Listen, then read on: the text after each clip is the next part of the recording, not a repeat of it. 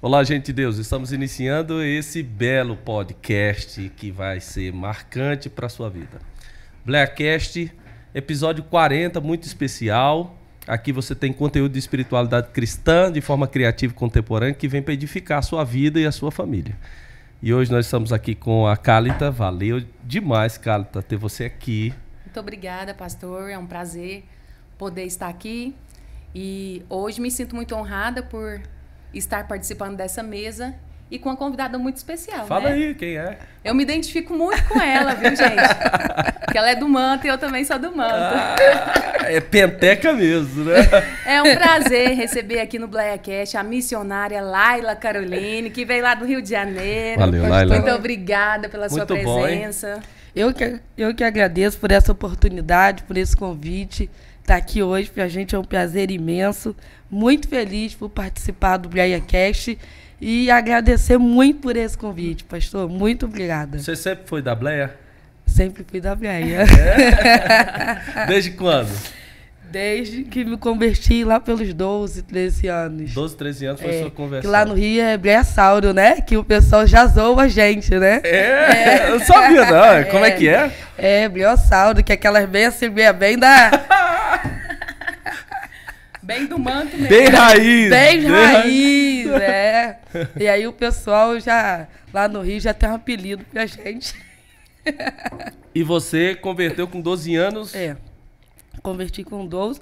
Na verdade, o processo de conversão foi um processo familiar. Começou lá em casa. O único que era cristão era o meu tio. Sei. E aí minha tia. E aí a conversão começou pela minha mãe. Foi um processo de libertação muito grande. Sim. E aí esse processo de libertação começou pela minha mãe, foi um processo demorado. E aí, onde lá em casa era conhecido pelas brigas, pelas confusões familiares, e aí esse processo começou pela minha mãe.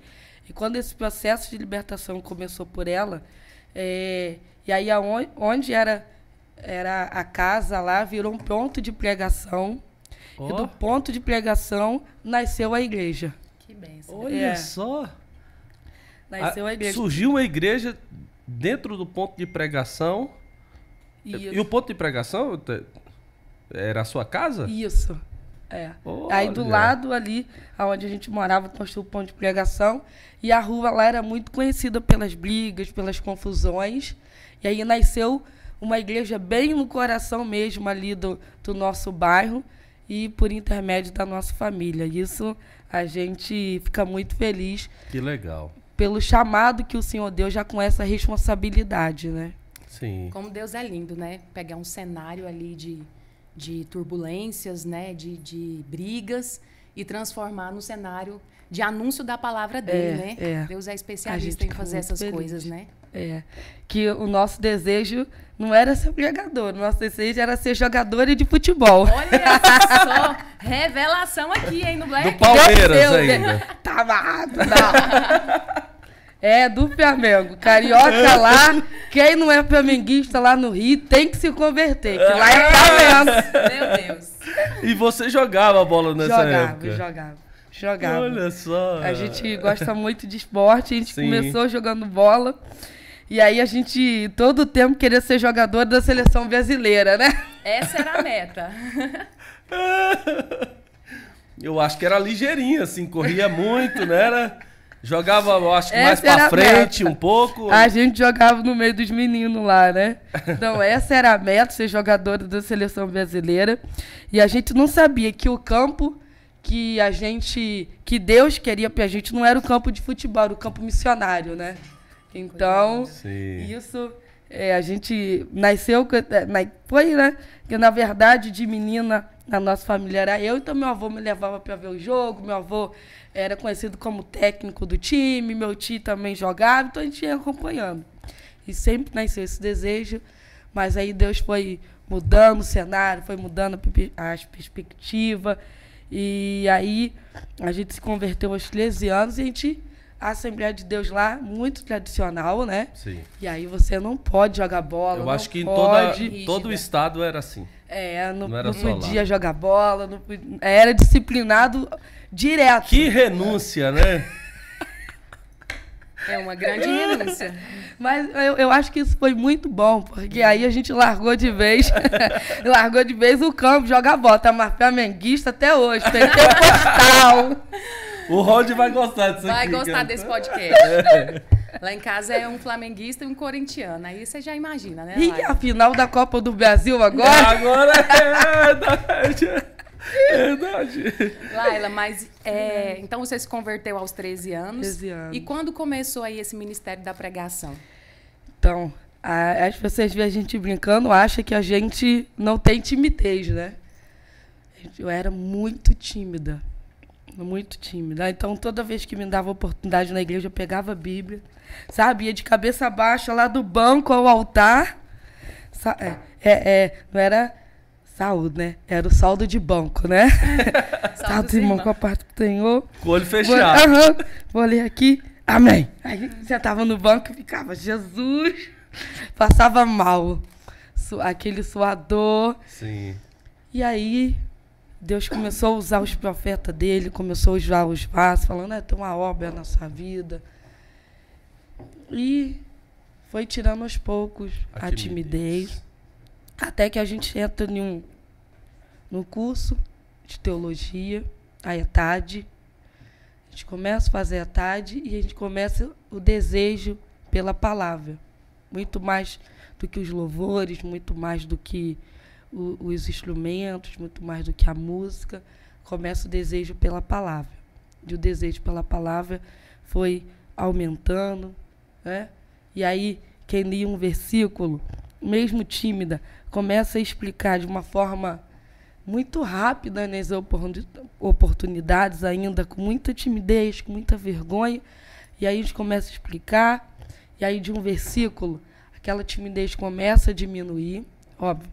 Não foi embora totalmente, que tem até hoje. A gente que ministra, eu fico nervosa até hoje, passo mal até hoje, né? A gente fica nervosa. Ainda bem por isso. A gente passa mal, fica nervosa. Meu esposo sabe, né? E ele vê em casa como que a gente fica nervosa, fica passando mal.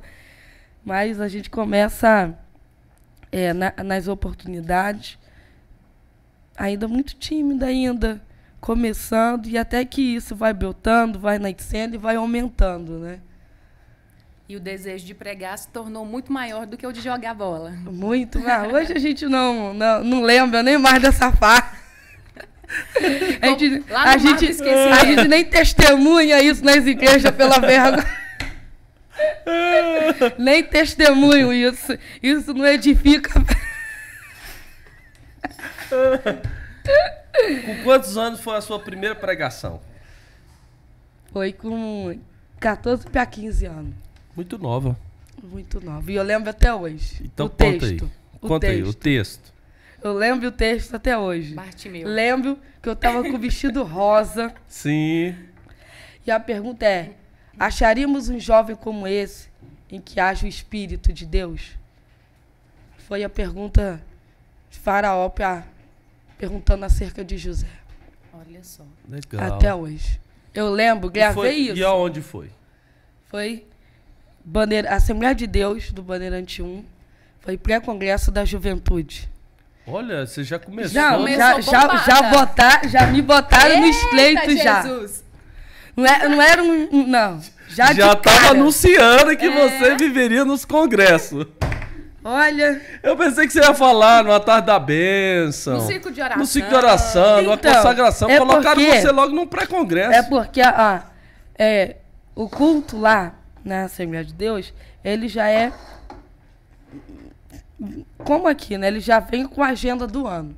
Então, a minha escala era para esse culto. Só que calhou do culto ser no dia do pré-congresso. Então, o presidente falou, eu não vou mudar.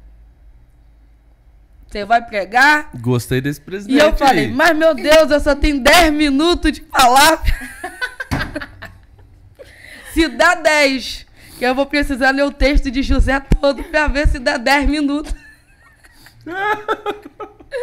Sabe, daquele pastor antigo, no dia que não tiver mensagem, lê o Salmo 119 todo. Pronto. Você já preencheu o espaço do culto todinho. Então, a gente ministrou e eu lembro como se fosse hoje. Acabamos de ministrar e tinha uma vigília.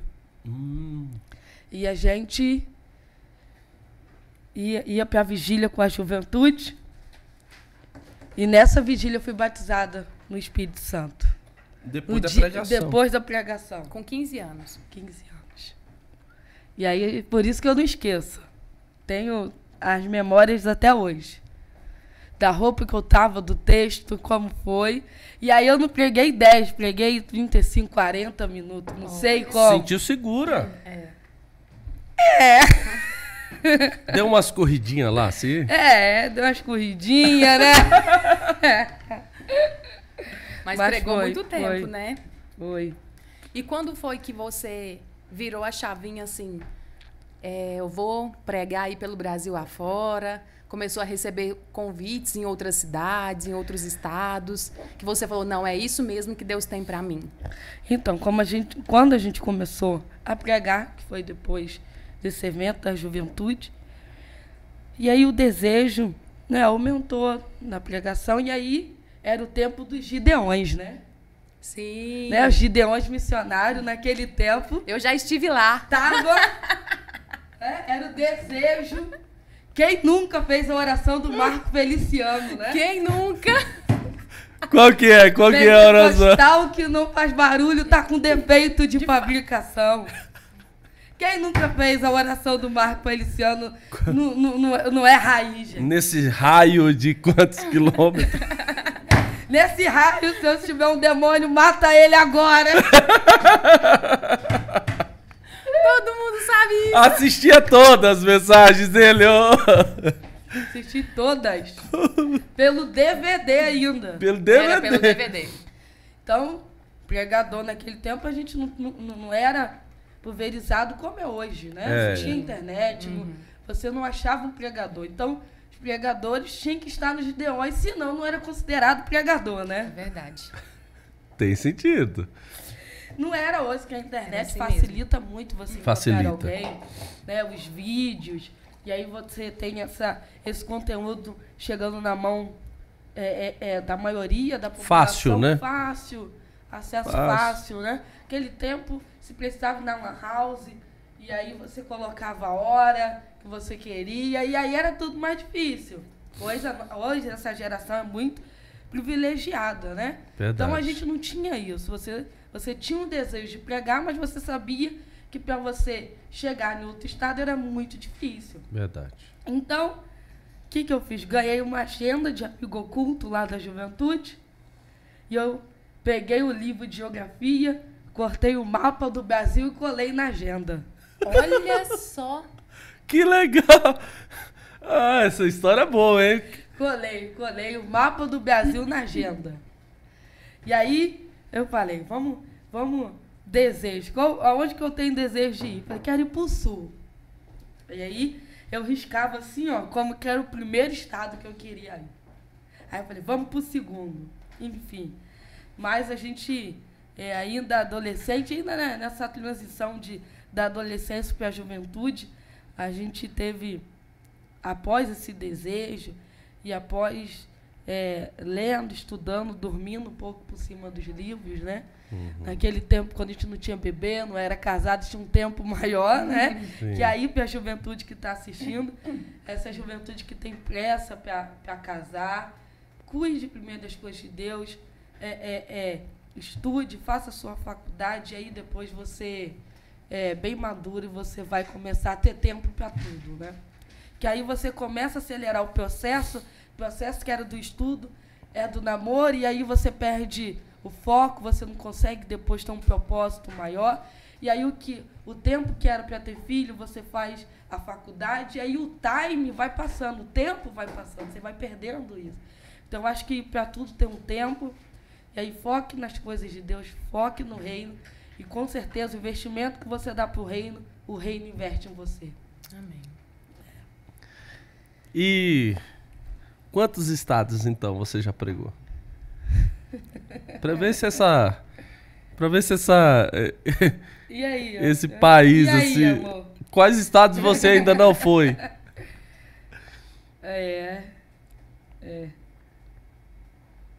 A gente tem alguns ainda que a gente não foi, né? Aracaju, na minha terra, você foi? Não, Aracaju ainda não. Ó. Ainda não. Mas no Nordeste a gente já foi em alguns, no Sul, enfim. Acho que Deus tem levado a gente aí, agora não orando mais como Marco Feliciano. Nesse raio! Não. Né? Gente, o povo que tá vendo agora essa juventude, gente, que Gideões é esse, né? Que lugar é esse? Mas... E você tinha vontade de ir lá nos Gideões? Tinha. Você nunca foi? Nunca fui. Quem que comanda lá os Gideões hoje? Passei perto. Quem comanda lá os Gideões hoje? Não sei. Hoje eu não sei, né? Era Passei o pastor Cisino, perto né? lá. Antes era o pastor Cisino. Passei perto lá, olhei já, mas lá mesmo eu nunca fui. Mas tem o congresso lá, né? Tem. Eu quero fazer um apelo aqui, você que é organizador. Se você que tá vendo esse vídeo aqui, conhece o organizador, gente, ouça um vídeo de pregação da Laila, que você vai ligar para o esposo dela que tá bem aqui, viu? Vai facilitar o cachê, não vai, Laila? Para você ir lá pregar? Olha, pastor, se eu for, o pastor tem que ir junto, porque ele tá liberando a palavra. Pronto, fechou. Pronto. Tá. E aí a gente vai fazer o BRCast lá nos Gideões. Eu quero fazer com eles lá, perguntando sobre missão. Isso. Um BRCast assim. Pensa num pastor animado, viu? Pode ter certeza que ele vai. E, Laila, é muito interessante isso que você falou do mapa, de colar na agenda. Eu gosto muito desses detalhes. Pastor Eliseu Rodrigues, um grande amigo nosso, ele diz que crente tem que se comportar conforme o sonho, né? E isso fica para nós, para nos incentivar. Aquilo que a gente tem como meta, tem como objetivo, aquilo que a gente quer para a nossa vida, tanto espiritual, ministerial, em todas as áreas, né? Trabalhar com isso. Então... você colar ali o seu mapinha na agenda e dizer, não, eu quero ir aqui, eu acredito que já era Deus trabalhando no seu coração e você fazendo a sua parte, né? Falando para o Senhor, estou disposta a ir nesses lugares, porque o ministério não é fácil, né? É muita retaliação, não é fácil você sair de casa, às vezes deixar a família. E como que hoje você, que já é casada, tem um filho de 9 meses, né? 10 meses, o Gaelzinho. Como que você lida aí com essas agendas? Porque não deve ser fácil o dia a dia, mas você tem ido, né? Como que é as suas semanas aí? Meu esposo facilita muito esse processo, né? Que é um ajudador, um auxiliador. Então, para viajar, a gente sempre intercala, até para não atrapalhar na rotina do bebê. Então, ele viaja um sim, uma não, a outra ele fica em casa, até para não atrapalhar a rotina dele, para a gente ter E um grande milagre, né? Foi o Gael. Gael é um milagre. Já conta pra nós esse testemunho, porque né? eu já quero saber, porque eu tô gestante de 3 meses e a gente gosta de ouvir histórias das mamães. As mulheradas que estão aí, eu fui diagnosticado com endometriose, né? Então, até para engravidar é um processo muito grande. Você tem que fazer um tratamento quando consegue, né? E o médico falou, olha, quando você quiser engravidar, a gente para os remédios, a gente começa o tratamento. Então, eu achei que para engravidar eu tinha que fazer um tratamento, né? Então, 5 anos de casada, mas no total, com o Taylor, eu tenho 12 anos, né? De casada, nós temos 5, mas no total são 12, né? Fazendo 13 em julho. Em junho, né, amor? Então, fazer 13 anos juntos. E aí, eu comecei a engordar, né? As roupas não entravam mais. Não estavam servindo, eu te não entendo. Estava servindo. E eu falei, gente, tô doente. Coloquei na minha cabeça... Tô comendo demais. Não, comeu já é o normal, né? Não se alterou. Continuou na mesma proporção. Continuei na constância, que a palavra de Deus é ser de firme e constante. Né? Então, estava na constância. E Só que comecei a estranhar, né? Gente, o que tá acontecendo? Falei, vou fazer o exame. Antes de ir no médico, vou fazer o exame de sangue. Já vou levar o exame de sangue. E aí a gente teve uma boa notícia. Eu fiz o teste. Fizemos o teste em casa. Falei, gente, para ir no médico eu tenho que tirar essa tudo. Eu vou fazer o teste de gravidez, mas é só para casa. Ele pergunte, eu dar certeza a ele. Mas estou engordando, estou perdendo a roupa. Eu acho que vai que tem um milagre, né? De tanta profecia. Que, primeiro, a gente tem a profecia para casar, né?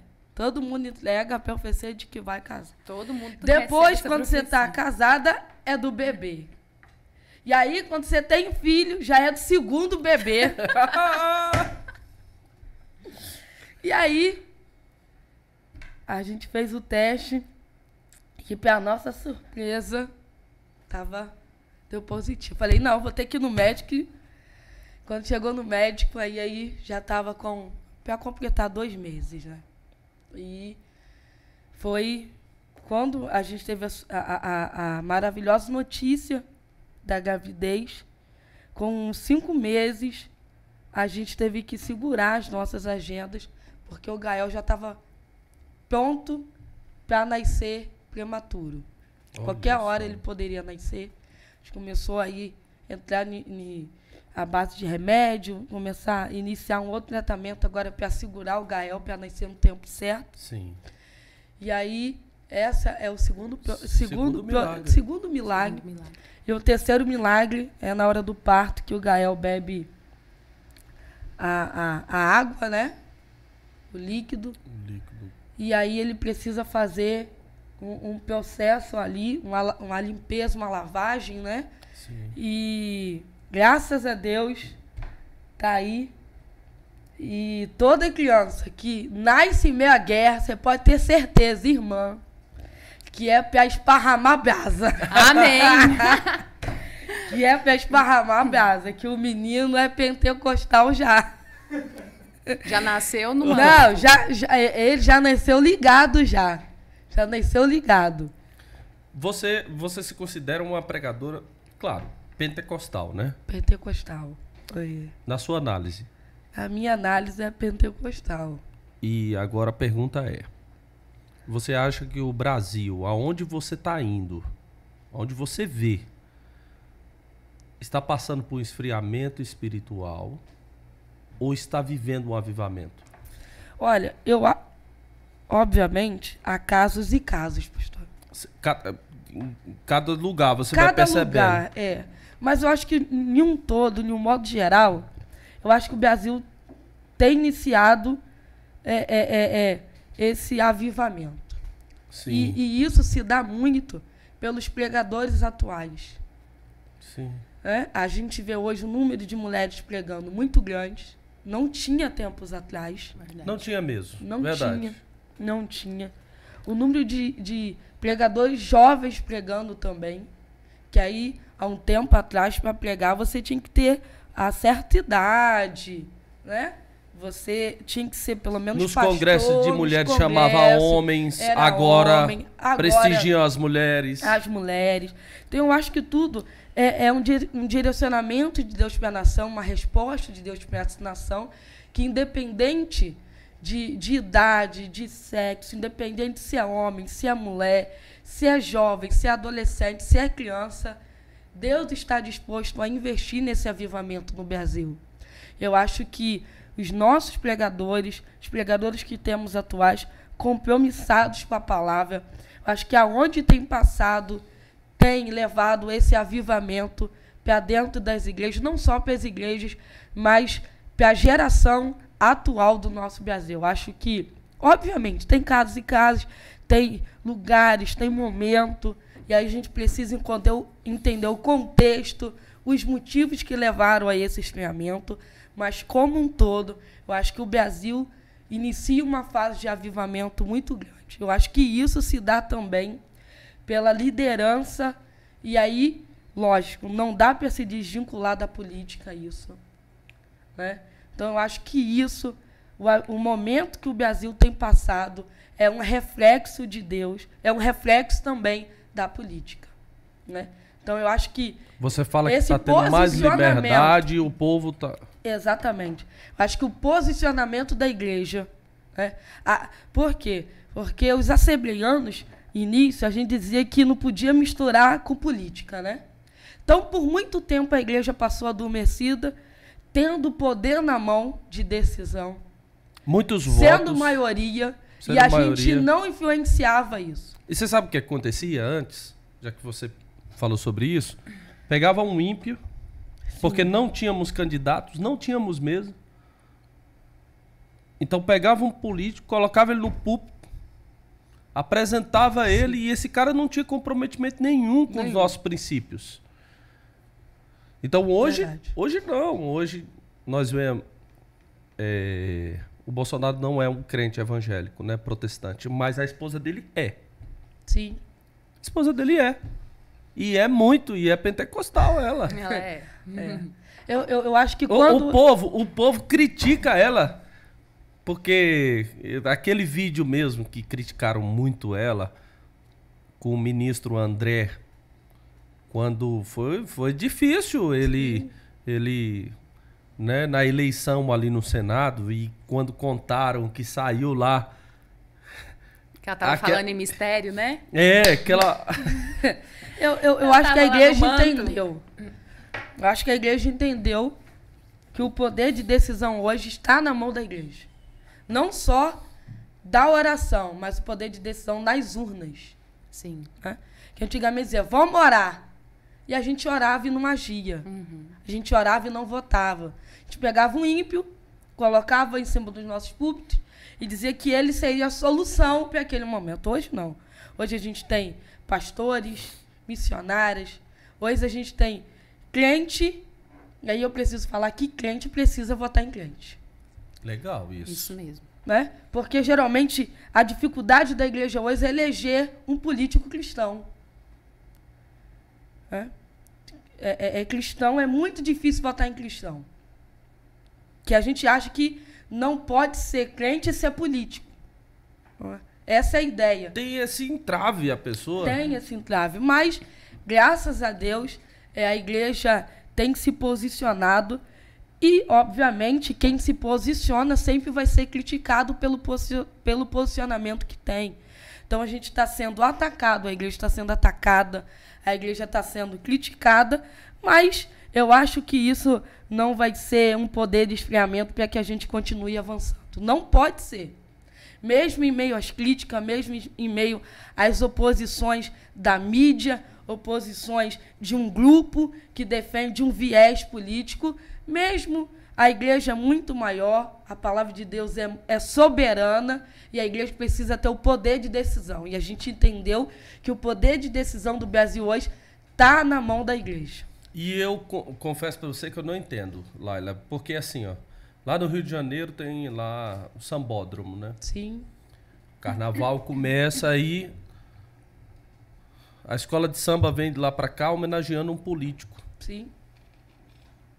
Vem passando as baterias, tem o carro alegórico, tem os bonecão lá, tem um tanto de coisa, tudo homenageando um político, qualquer que seja o político.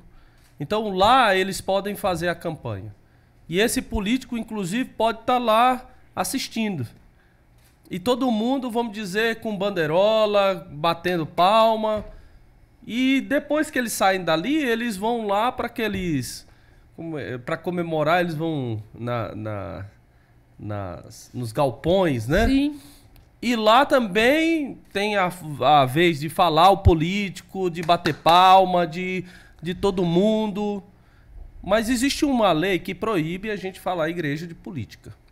O máximo que nós podemos fazer ali é fazer uma oração, mas dentro da igreja não pode. Só que se o crente também for falar, vamos dizer, em público, aqui mesmo, né? É um ambiente que não tem nada a ver com política, que é um podcast. Mas se eu for falar aqui, o cara lá faz a crítica. Não, porque ele é pastor. Uai, peraí. Então o sindicato pode. No sambódromo pode. No show pode. E eu não posso. Eu não posso usar minhas redes sociais, eu não posso usar o meu espaço de podcast para eu dizer quem é o meu candidato, que é esse cara. Então, é um cala-boca. Sim. É um cala-boca mesmo. Até porque eles entenderam que o posicionamento da igreja tem um peso muito maior do que em todos esses lugares. Por que eu digo isso? Eles entenderam que a gente definiu a campanha de presidente. Exatamente. E eles perceberam, peraí, é muito perigoso. Isso daí vai... Vamos ter que calar eles.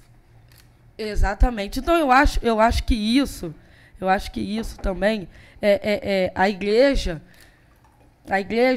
como representante de Deus aqui na Terra, nós não podemos deixar que esse cenário atual que eu digo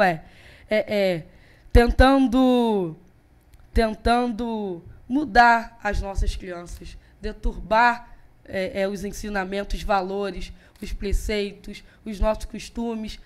A mídia tem feito isso para agradar um padrão, para agradar um grupo que não representa o todo, que não representa a sociedade. Quando eu digo sociedade, eu estou dizendo família, né? Então, quando a igreja se posiciona dentro de um viés político, dentro do que a gente entende como defender a pauta da família, dos valores cristãos, os próprios políticos já entenderam que o peso e a força da igreja é muito maior, porque enquanto eles fazem um movimento para abraçar 10, o pastor dentro da igreja alcança 100. O peso que eles fazem para alcançar um grupo na rede social, o pastor, sem força alguma, ele consegue atingir dentro da sua igreja.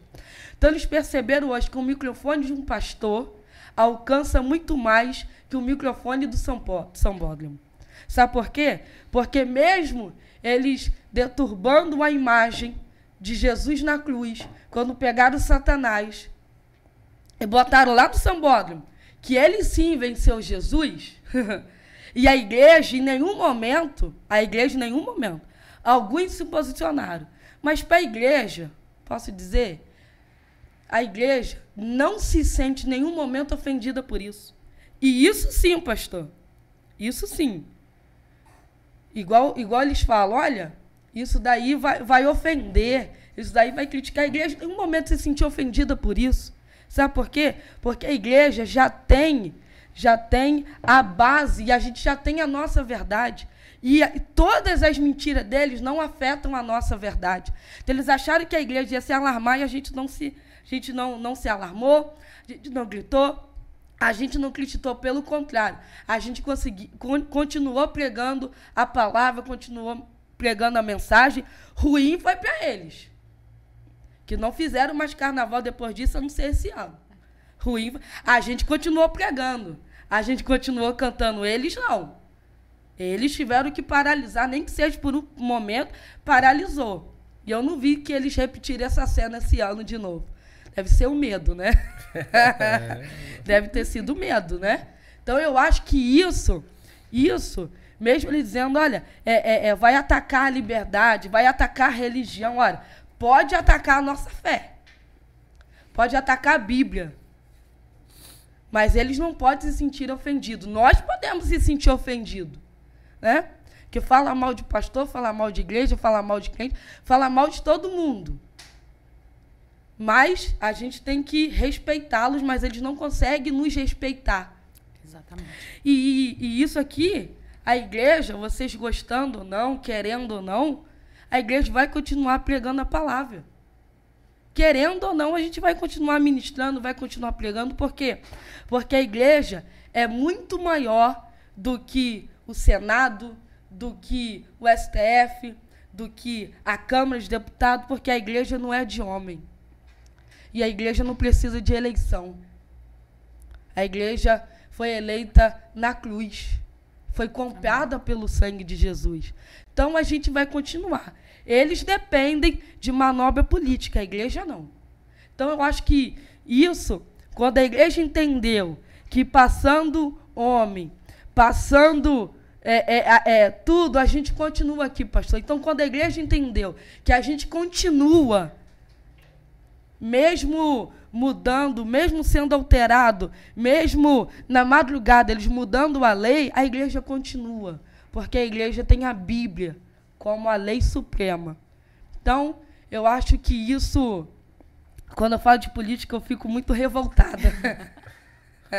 Né? Então, mesmo eles dizendo que estão atacando, que não os respeitam, a igreja sempre o respeita.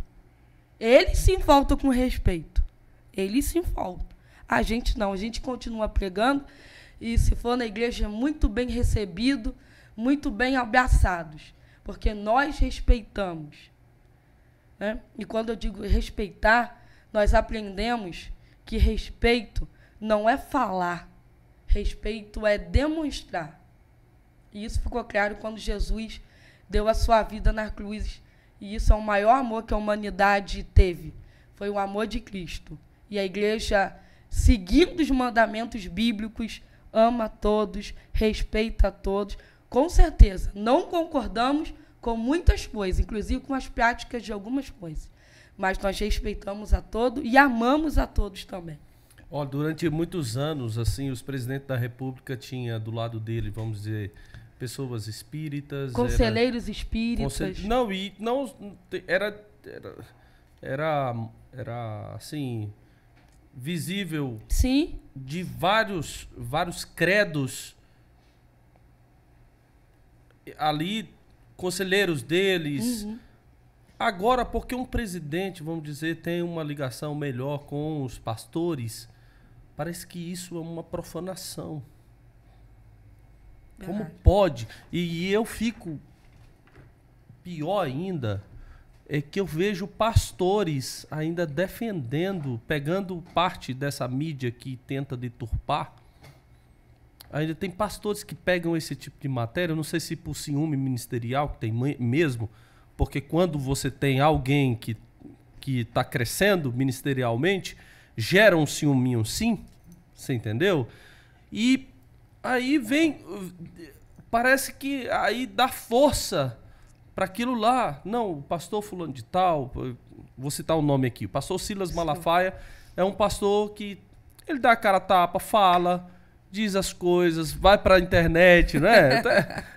É lá de sua terra. Verdade. Uhum. Ele é de outro ministério, não é do ministério nosso, mas a gente vê que...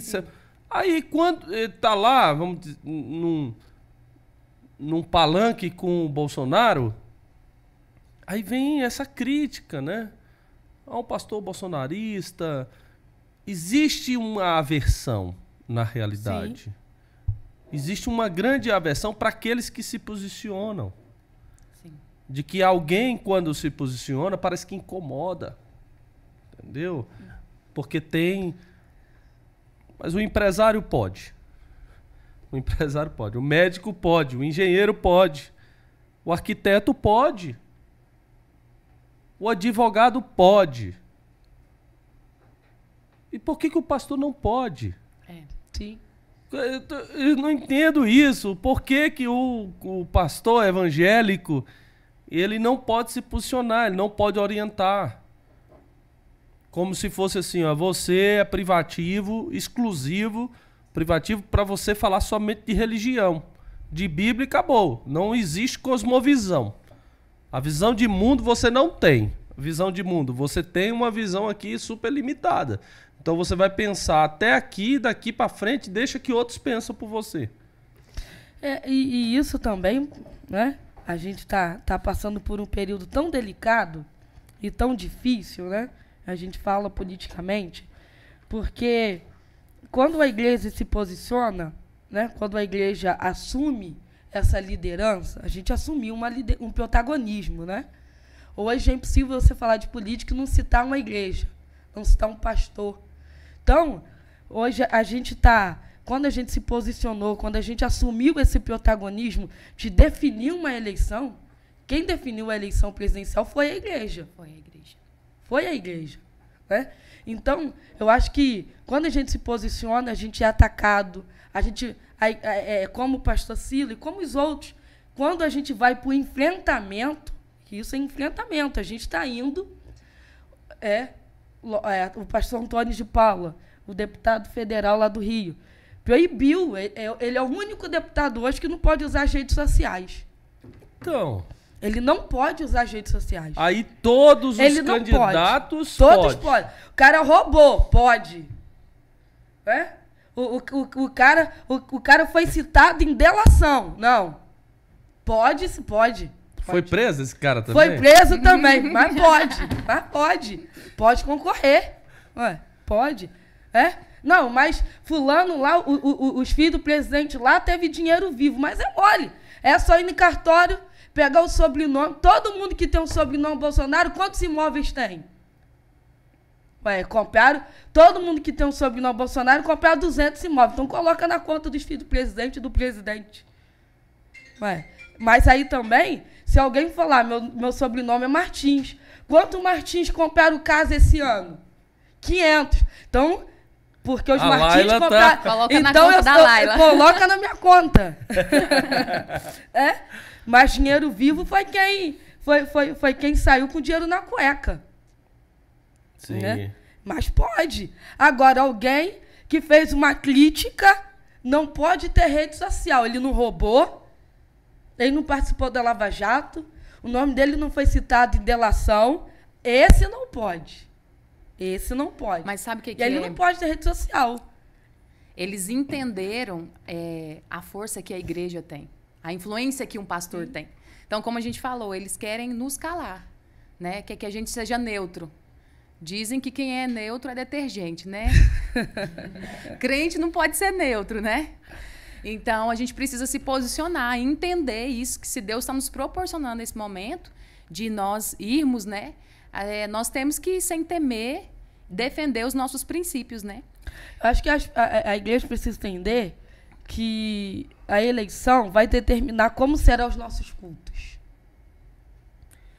Se a gente vai ter liberdade para fazer o que a Bíblia diz, ou os juízes vão começar a interferir nos nossos cultos e fazer os pastores ser obrigados a assumir pauta que não tem na Bíblia.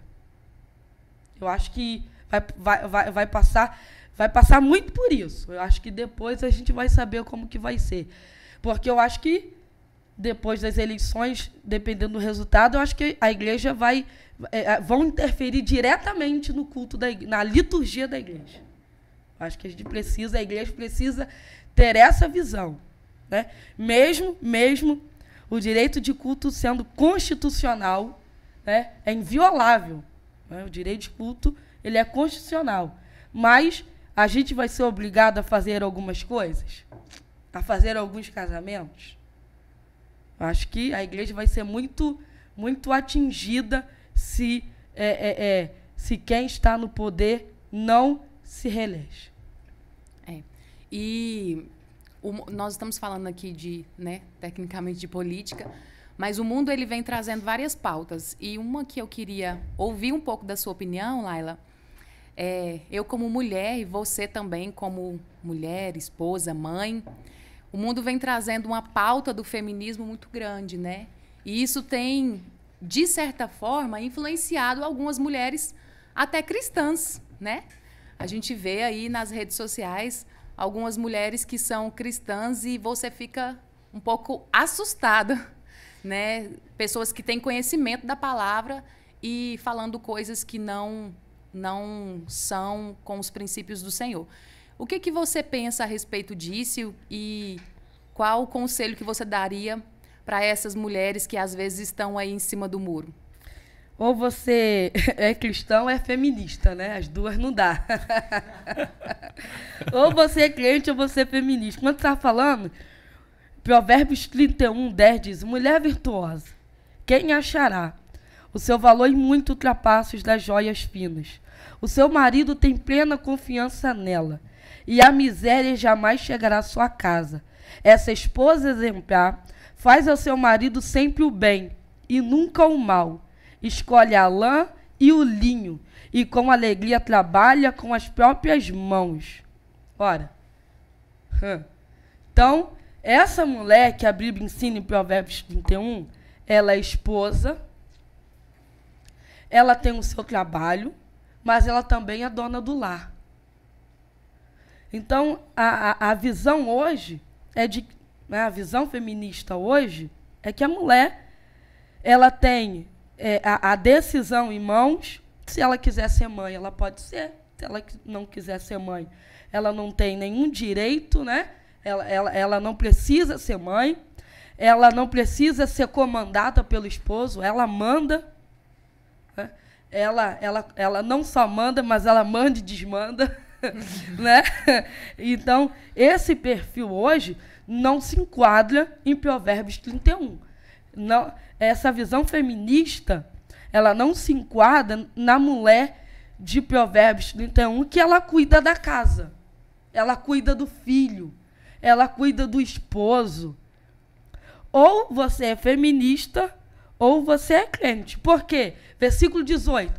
Administra com sabedoria, e os seus negócios produzem lucro. Mesmo tarde da noite, sua lâmpada não apaga. Com talento e delicadeza, prepara os fios de lã e de linho para tecer as roupas da família.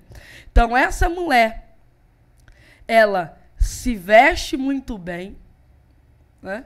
Então, para você ser ouvida, você não precisa se despir. A mulher, para ser ouvida, não precisa se despir.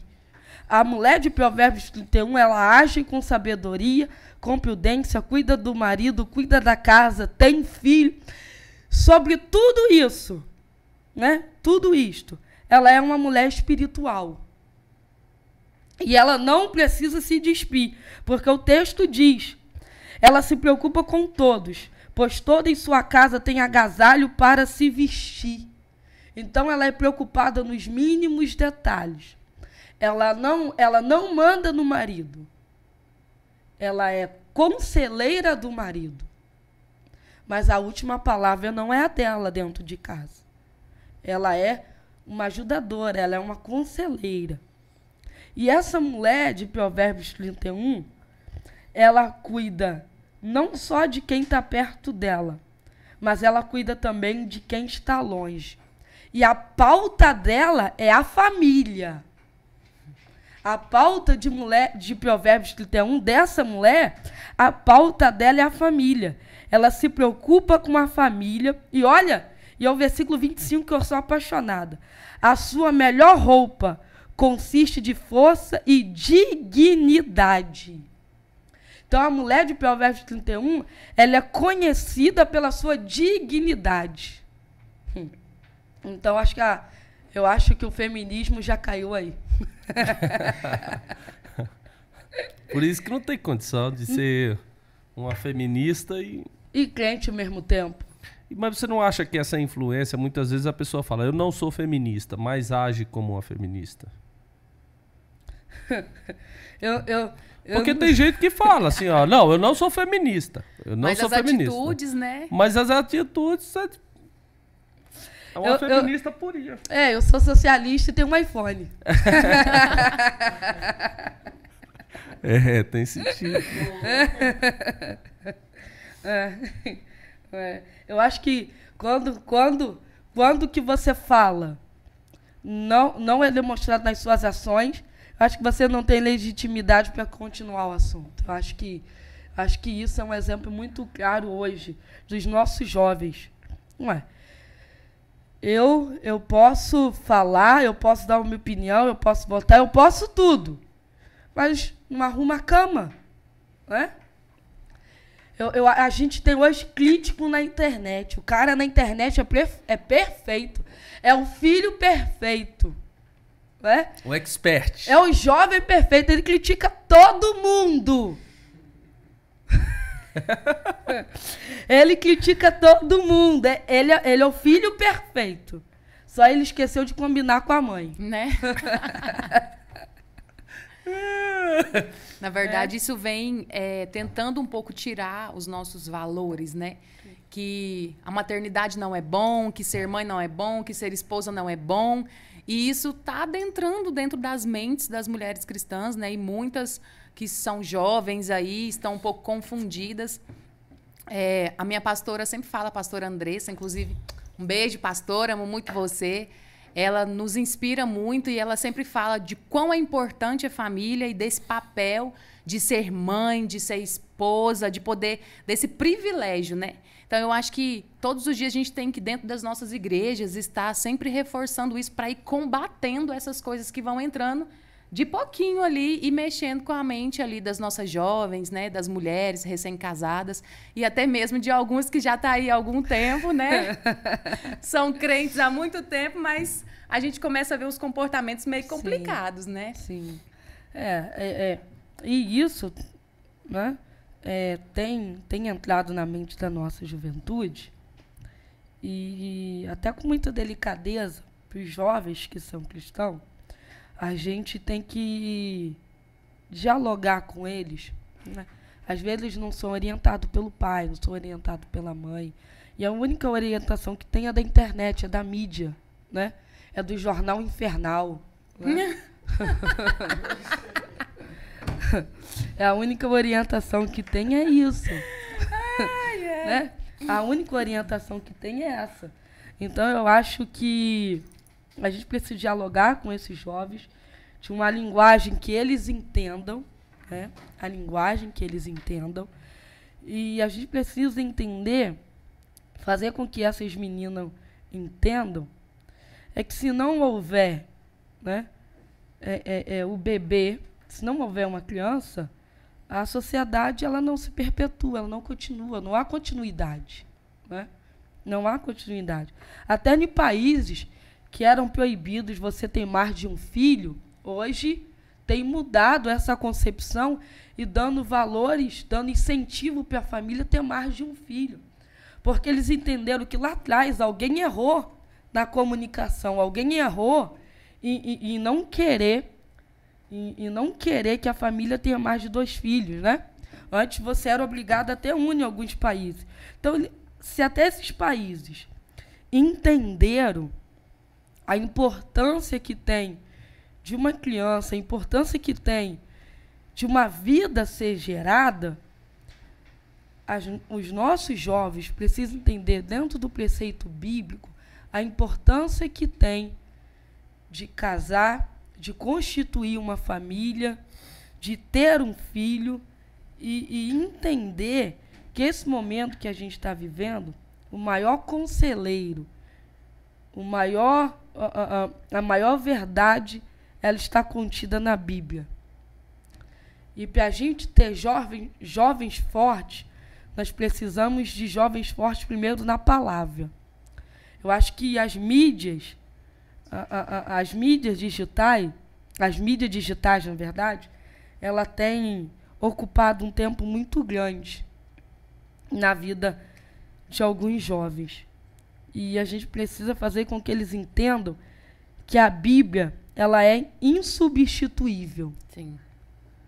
E a gente precisa fazer com que esses jovens queiram buscar pela palavra de Deus. E quando a gente tiver jovens que busquem, que anseiem pela palavra, nós vamos ter jovens fortes na sociedade. A gente está criando uma geração fraca no que diz a respeito à Bíblia, à palavra. Porque é muito fácil manipular um jovem hoje que não tem conhecimento da Bíblia, que não tem um conhecimento da palavra. E os jovens que não têm conhecimento da palavra, eles são levados pela maioria. Sim. Eles são levados pelo que os outros dizem, não pela sua própria opinião. Gente, formador de opinião é crente que lê Bíblia. Crente que lê Bíblia é formador de opinião. Crente que não lê Bíblia, ele é formado pela opinião de outro.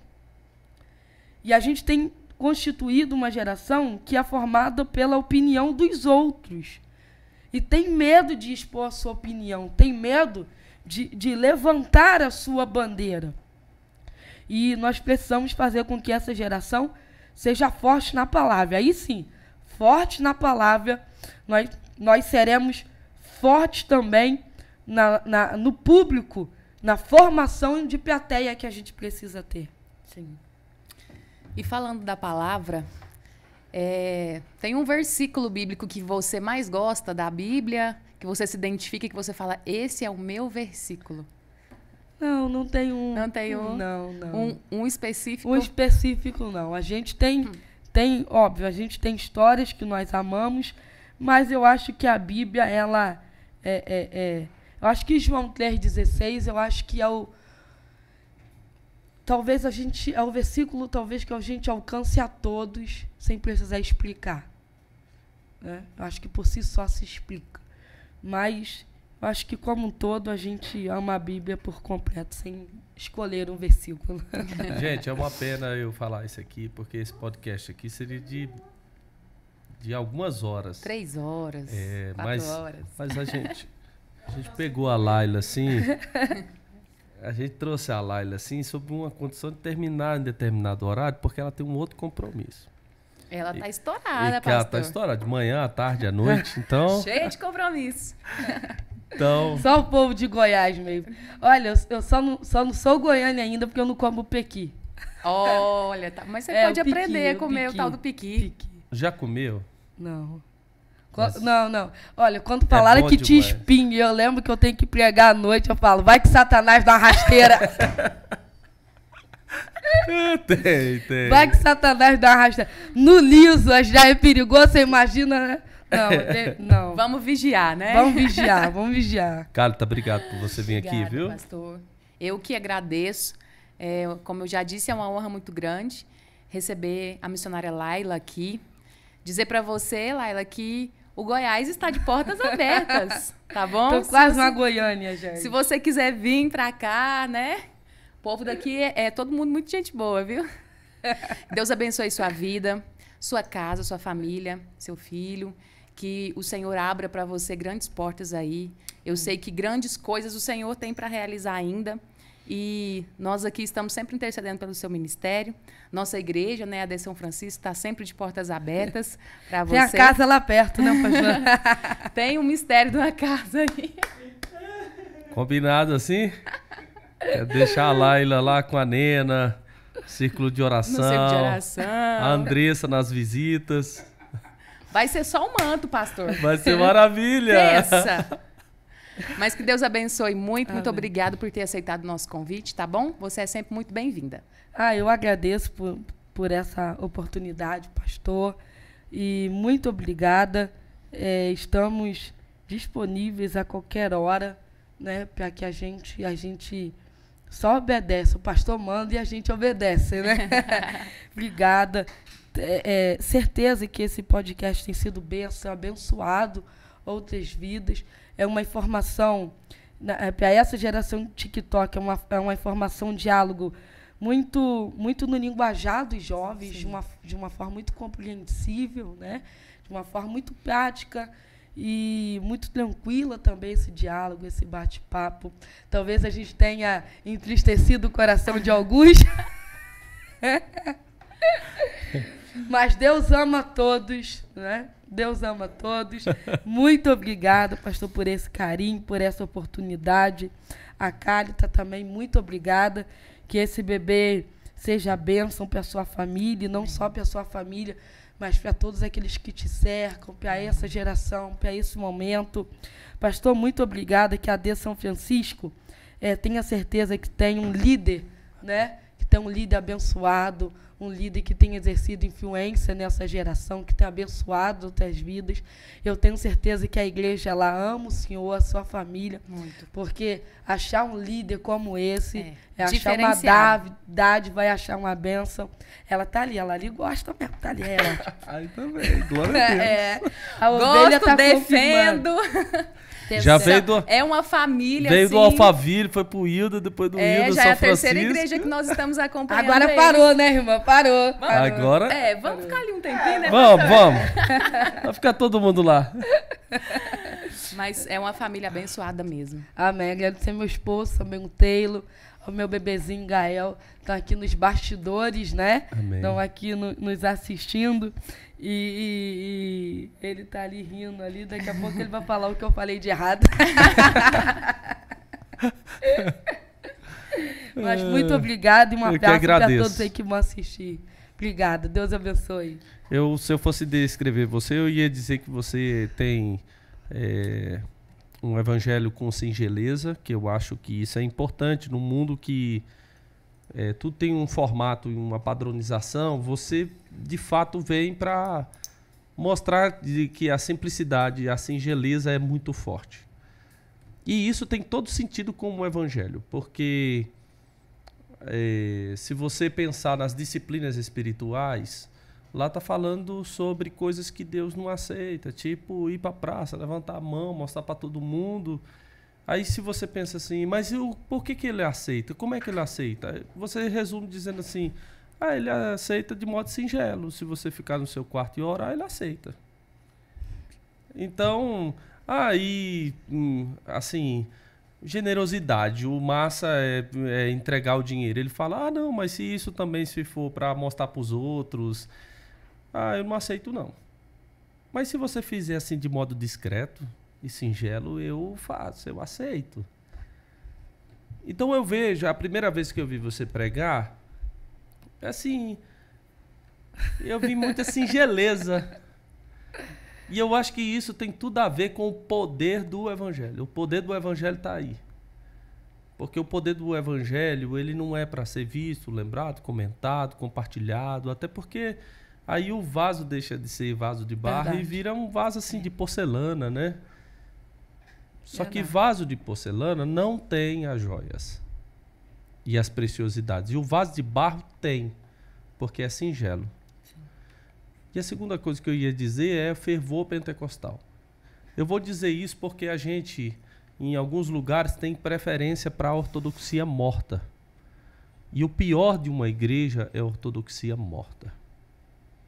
Você pode até falar coisas que é importante, relevante, mas sem a vida do Espírito, de nada vale.